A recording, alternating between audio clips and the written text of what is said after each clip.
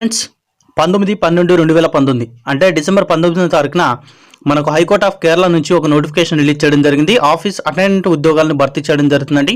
ఈ పోస్టులకు ఆన్లైన్లో అప్లై చేసుకోవాలి. ఆల్ ఇండియాకి చెందిన అభ్యర్థులు ఎవరైనా కూడా ఈ పోస్టులకు అప్లై చేసుకోవచ్చు.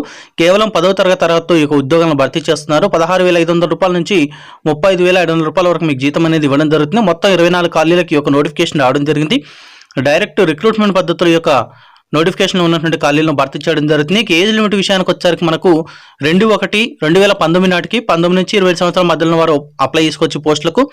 ఒకవేళ ఎస్సీ ఎస్టీ వాళ్ళు అయితే 32 సంవత్సరాల వరకు ఈ పోస్టులకు అప్లై చేసుకోవచ్చు. ఓబీసీ వాళ్ళు అయితే 30 సంవత్సరాల వరకు కూడా ఈ పోస్టులకు అప్లై చేసుకోవచ్చు. 10th క్లాస్ తర్వాత అండి మనకు సెలక్షన్ విషయానికి వచ్చేసరికి రాత పరీక్ష ఇంటర్వ్యూ ద్వారా ఎంపిక చేయడం జరుగుతుంది. రాత పరీక్ష వచ్చేసరికి objective type multiple choice questions ఇవ్వడం జరుగుతుంది. అది కూడా OMR షీట్లో ఎగ్జామ్ అనేది కండక్ట్ చేయడం జరుగుతుంది. అంటే ఆఫ్లైన్లో ఎగ్జామ్ కండక్ట్ చేయడం జరుగుతుంది.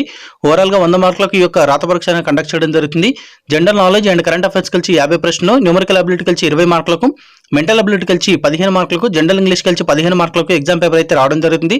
ప్రతి కరెక్ట్ ఆన్సర్కి మీకు 1 మార్క్ ఇవ్వడం జరుగుతుంది. రాంగ్ ఆన్సర్ కనుక ఇచ్చినట్టే 1/4 నెగటివ్ మార్కింగ్ కూడా ఉంది ఫ్రెండ్స్. ఇక్కడ మనకు ఎగ్జామ్ ఏ ప్యాటర్న్లో ఉంటుంది లేదా ఏ లాంగ్వేజ్ అని చూసుకున్నట్టే మీకు ఇంగ్లీష్ అండ్ మలయాళంలో ఎగ్జామ్ అనేది కండక్ట్ చేయడం జరుగుతుంది. ఇంటర్వ్యూ వచ్చేసరికి 10 మార్క్స్కి ఇంటర్వ్యూ కండక్ట్ చేయడం జరుగుతుంది ఫ్రెండ్స్.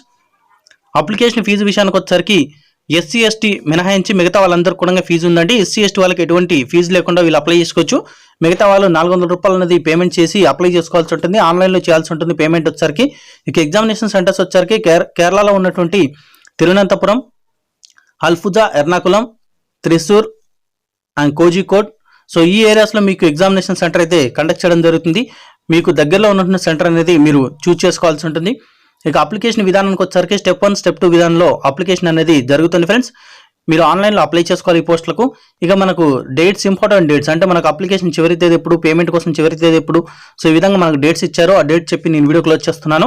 మీకు ఆన్లైన్ అప్లికేషన్ వచ్చేసరికి స్టెప్ 1 అండ్ స్టెప్ 2 రెండు కూడా వచ్చేసరికి జనవరి 1, 2020 నుంచి ప్రారంభించబడి చివరి తేదీ స్టెప్ 1 కోసం అప్లై చేసుకోండి. అంటే స్టెప్ 1 అంటే ఏం లేదు, ఒక రిజిస్ట్రేషన్ ప్రాసెస్ అనమాట.